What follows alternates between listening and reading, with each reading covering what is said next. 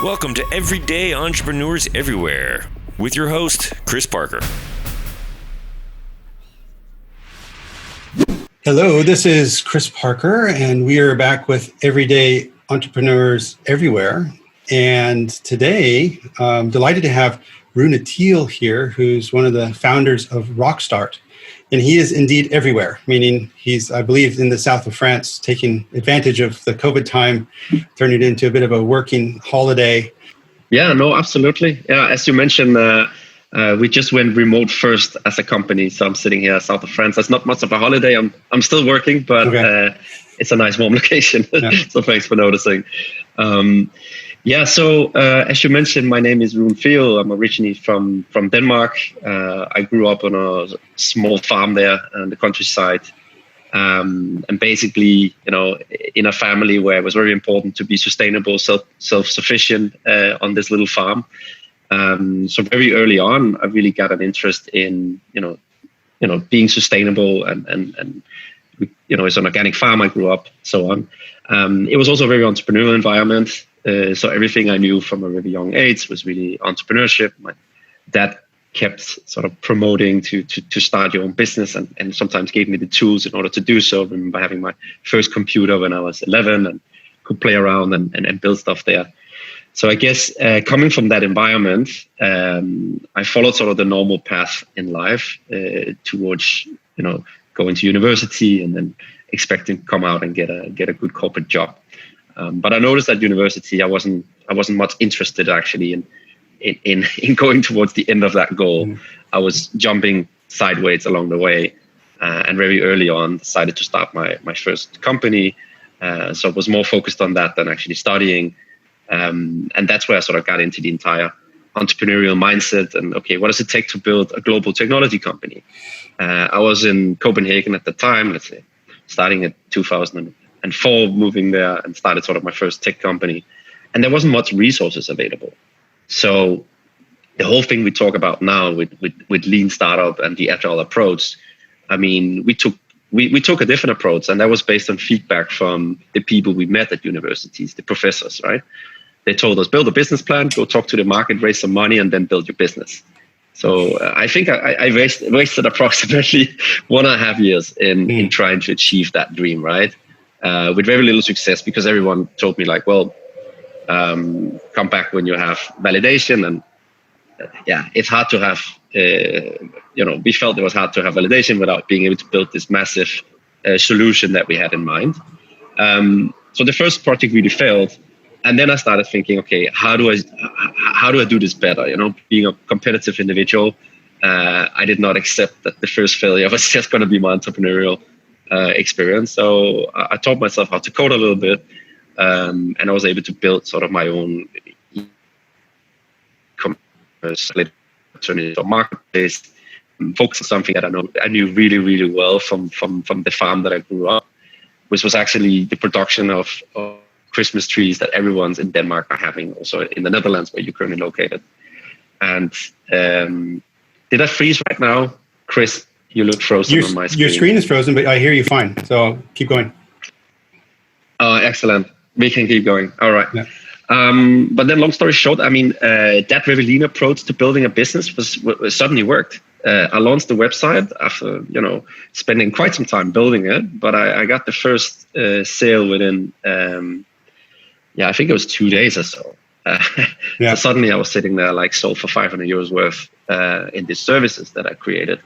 And I thought, okay, that was a much stronger validation to what I wanted to do than the 1.5 years of constantly talking to people and getting validation, trying to get validation from them. So getting it directly from the consumer.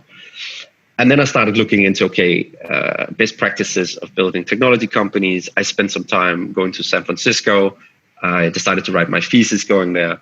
And parallel with that, I also studied entrepreneurship. I took a master's in entrepreneurship and innovation at Copenhagen Business School, which was the first one you could do in Northern Europe. So that was quite exciting.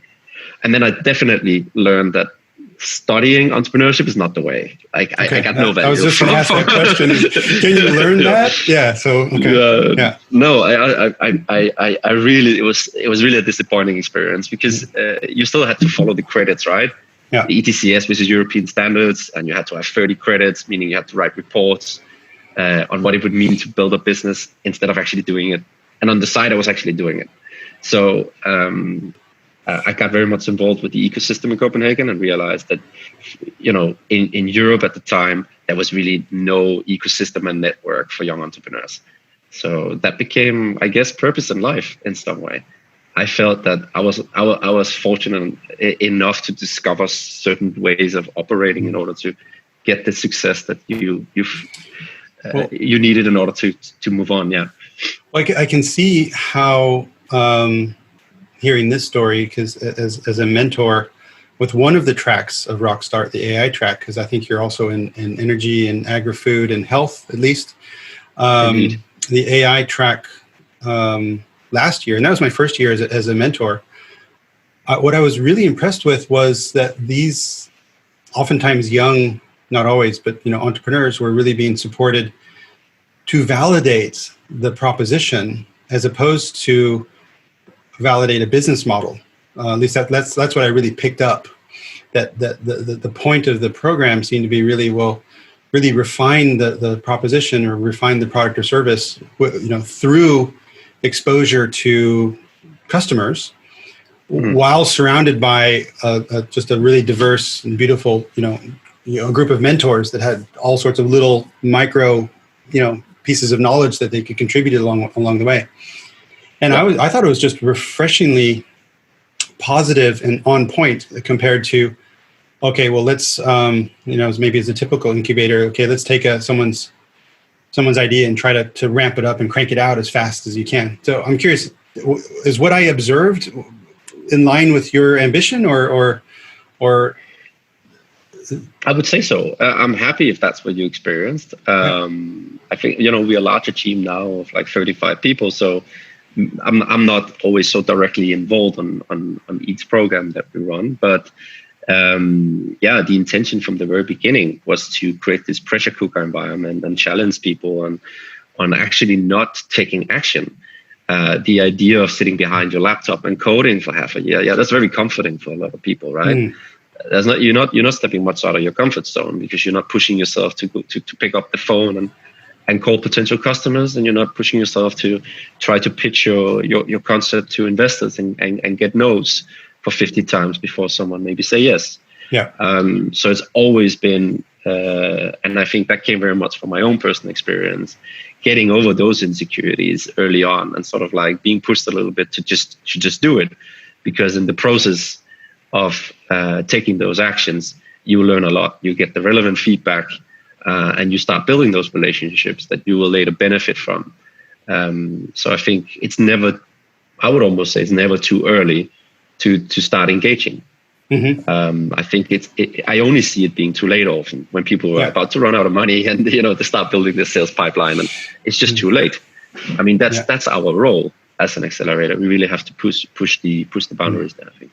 No, it's funny you say that, because I have suffered from this build it and they will come myself too many times. Also with ebullience, in fact, because when I started this, sort of as a true hobby last year, I spent days developing an online education platform, which I will never use now because simply no one cared, no one needed that. It was delightful doing it, just geeking out and doing it. But as far as value creation, knowledge creation a bit, but essentially zero. And also another, like the simplicity scan, which is the little canvas that I use, that I've developed for my own failures and suffering over time, and it has 15 areas on it. And my original idea was, have someone fill out the 15 areas, and then they could go talk to customers about it. And what I realized is actually you only need to fill out the first 5. And in fact, purpose, who is the customer, what's the product, what the experience you're going to create, and the mindset. And what I realized is just actually stop there, because if you just take that and go talk to someone about it, you're going to learn so much. And then trying to figure out an operating model and stuff it doesn't even matter until you have those other things sorted out. So, Indeed. It's so again, I'm delighted that Rockstart exists to help people hopefully avoid the suffering that at least I have done. I'm wondering if people can actually learn that wisdom, or does everyone need to suffer themselves a little bit? I think we all have to. I mean, that's my perspective after seeing it now 24 times, right? Programs running over and over again. Like, no, you cannot transfer that experience, I think, easily, but you can speed it up, right? So that's why, accelerators might have gotten, I think, a little bit of also negative sentiment along the years, because there's been so many varieties of quality and expected output. But I think the core idea that we went in with is for me not to spend the first 1.5 years of my entrepreneurial career doing completely the wrong things, right? I think we should try to do that in half a year and get as much learning and iteration and experience into that. And the focus and speed in understanding this can definitely happen through an accelerator. I really believe that. Yeah, and coming back to Rockstart as a business, I'm curious. Have you also done some of that work yourself? I mean, do you have a clear definition of your perfect customer? Your perfect persona or avatar of your perfect customer? Or can you? But maybe there might not be only one. But what's your vision on who's the perfect type of individual or small company that would be the match with Rockstart? Yeah. No, I think I mean, a little bit we have the sort of the similar issue that sometimes the carpenter has to change their own roof, right, and never get to it. But yeah, we I mean, I think it's a bit broader than how we used to think about it. We used to think that sort of like these young ambitious team coming straight out of university with not enough entrepreneurial or professional experience to know exactly what to do, and you could basically significantly speed up the learning curve by going through Rockstart. And I would say back in the days, that was also true. I think we were much more focused on the curriculum of being a successful entrepreneur than we are right now. That have changed over the years. And that's also with these domain focuses we have, as you mentioned, within AI, agri-food, health, energy.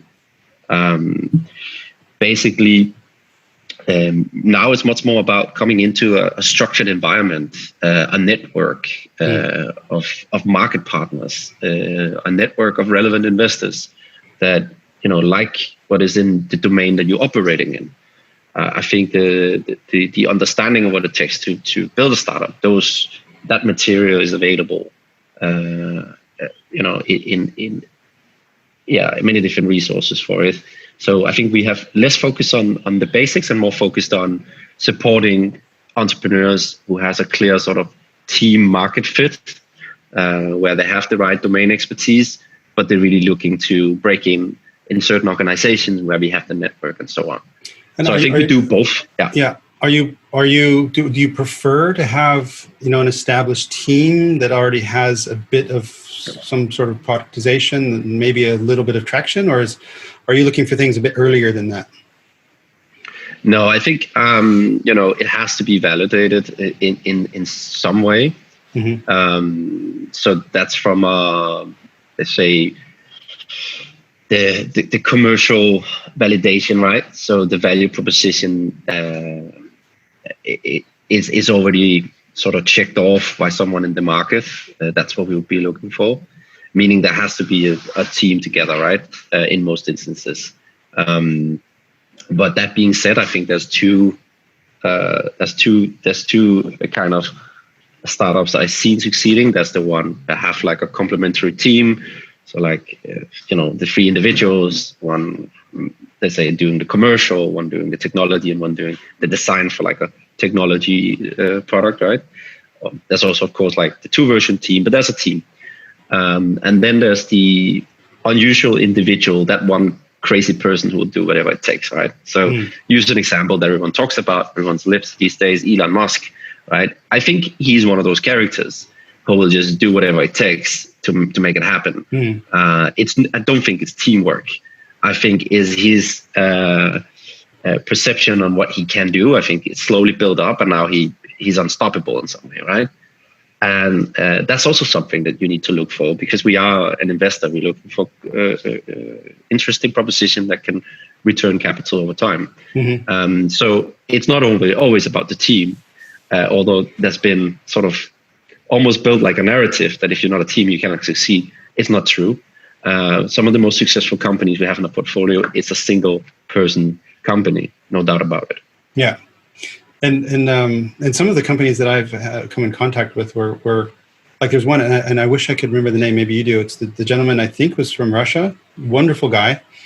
And he had built something that used the CCTV cameras of parking lots to see where there were free parking spaces. And so Spotvision, yeah. Spotvision, yeah. Exactly. And and the way he built it was just elegantly simple, and it clearly worked. And it was difficult to find the perfect customer for it. And I had quite a few conversations with him around, because essentially they needed somewhere that had CCTV cameras, that had full coverage of the parking space. And so, like, in a parking garage, it didn't work because there's too many poles, and there's other technologies and stuff like that. And so for me, it was great to talk to him and also think out of the box.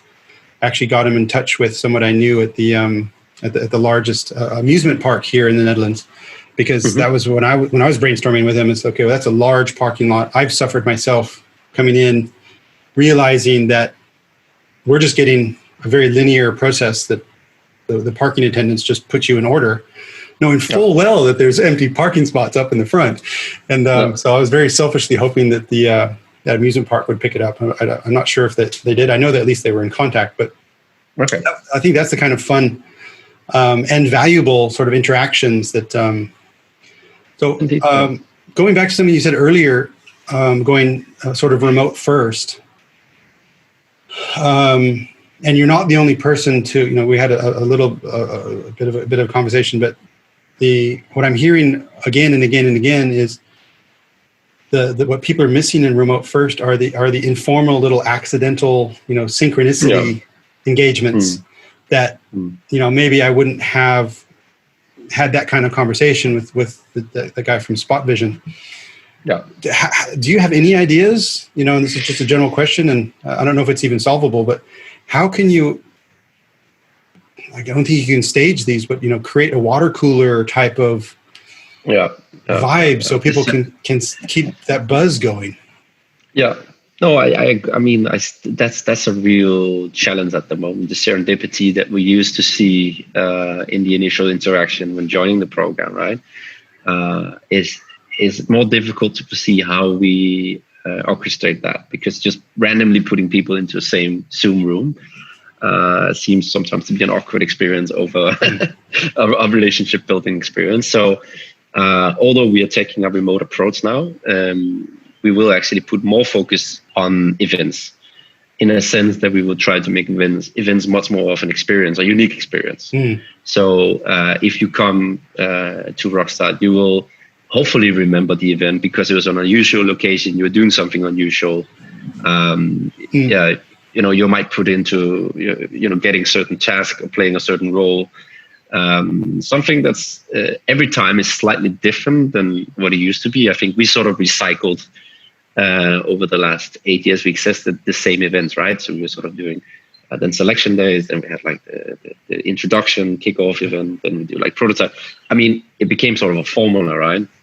And now part of that formula is like, how do we build meaningful connections that matters for people? And I think in the world where we realize we can do this, we can just talk to each other. You're sitting in the Netherlands, me in south of France. Then where do we really want to spend our time, right? When we want to travel, it needs to be something that is a high value add.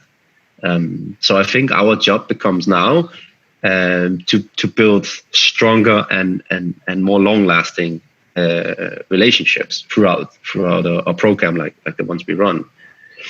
then the randomness of it, and how to, I'm still not sure how to manage that, because of course we are still the designer in that entire interaction.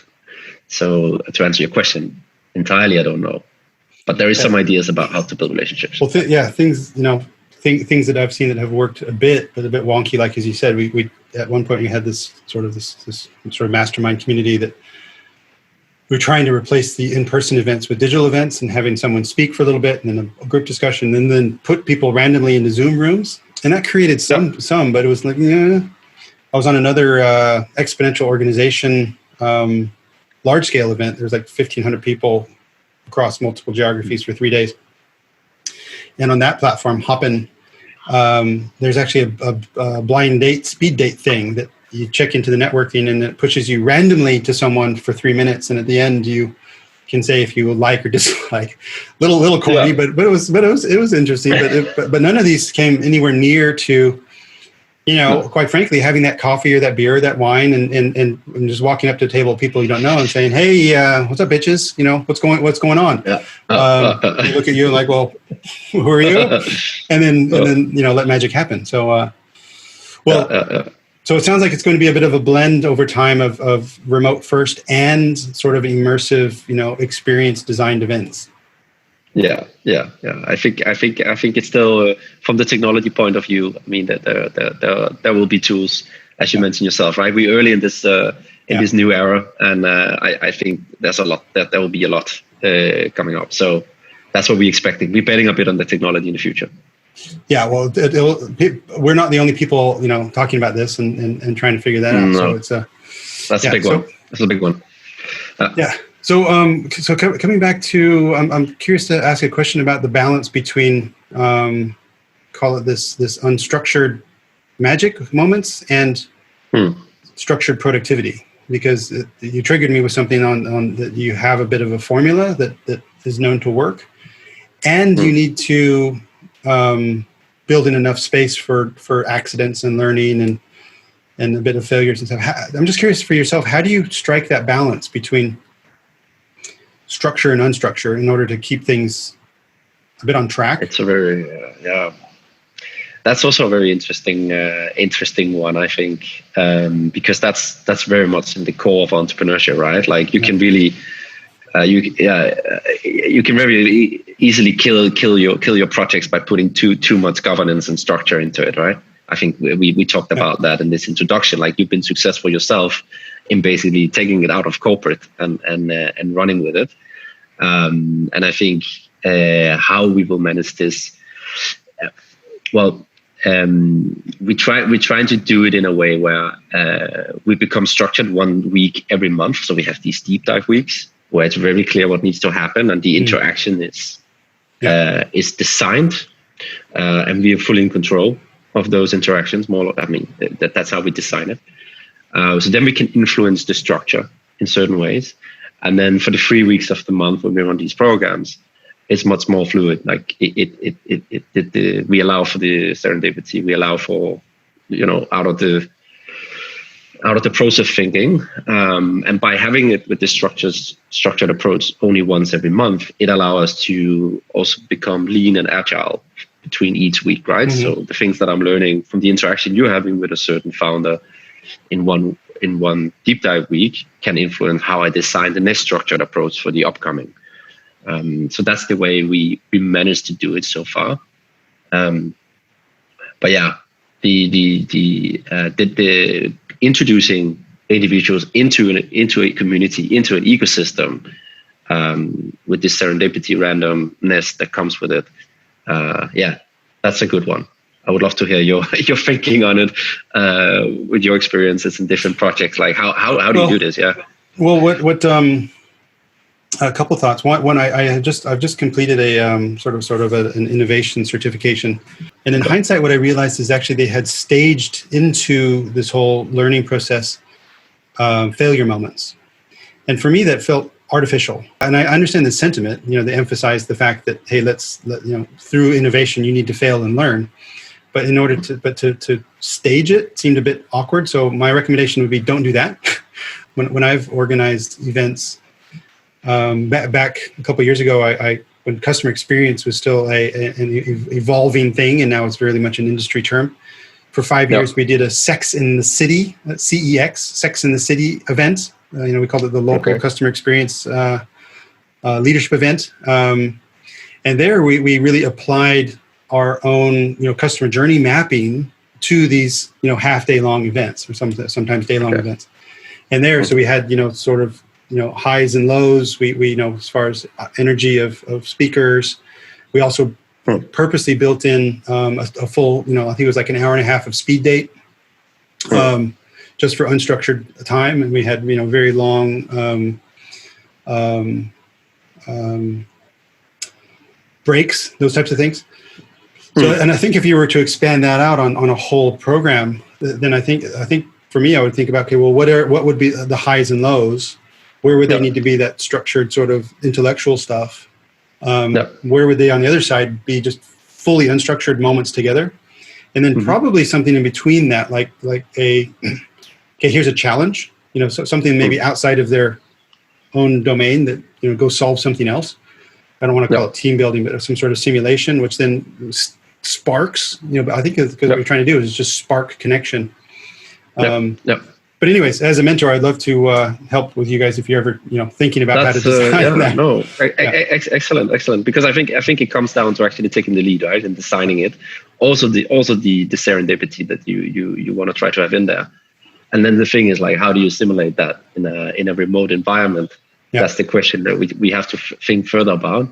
And I actually think there's some concepts still to be developed. Just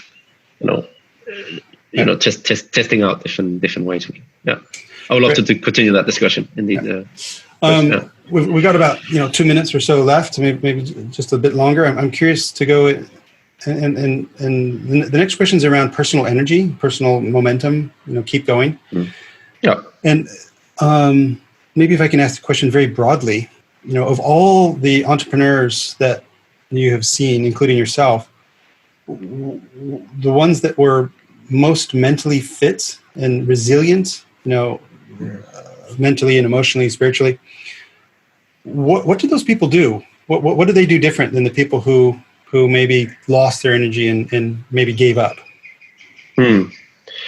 Yeah, there's not one there's not one specific thing that fits everyone, right? I think, and that's the beauty about entrepreneurship. There's really no rule book, and there's no exact guidelines. We've seen it all by now, right? There's the individuals that goes all in and never take a holiday and just work like 80 hours a week. And then there's the individuals who have a very structured environment and ensure that they take off time when they take off time at 6 o'clock at home. And then, so I think, the number one thing that I see with the ones that are successful is that they, regardless of which direction they're choosing in life, then discipline is always there. Like you do stick to whatever direction that you set out to do, right? So here we created our plan and then we set out to execute it, and then we have different ways of getting that. But I think the ones that I've seen that has not been disciplined, like hasn't followed through on certain agreements that we set, started out with making a monthly newsletter that they would send out, then they became less disciplined and it became down to like every quarter, and not keeping themselves to the level of standard that they set out to do. I think that's the number one reason to lose your energy, regardless of what direction that you will take. But I will say as well that I noticed that the ones that keep their energy level high does like have sort of an obsession on the side, like some kind of thing that they're really excited about outside, building this startup, because it's very easy to get fully thrown into it, and that way I think if there's nothing else than that, it's very easy to when trouble comes, which it will, to just lose your energy because you put so much emphasis into succeeding, and there's nothing else that you can you can go towards. So that would be my number one thing to and I always recommend that, like, have a hobby on the side, have a side project where you can get your head off. Yeah, great. For sure. Rune, thank you so much. We need to wrap up. Chris, thanks a lot for the invitation. It was a super nice conversation. Thanks for that. And I hope some people are inspired and they reach out to you and become part of the community. So thank you so much. Absolutely. Yeah. Learn more at evillian.com/podcast.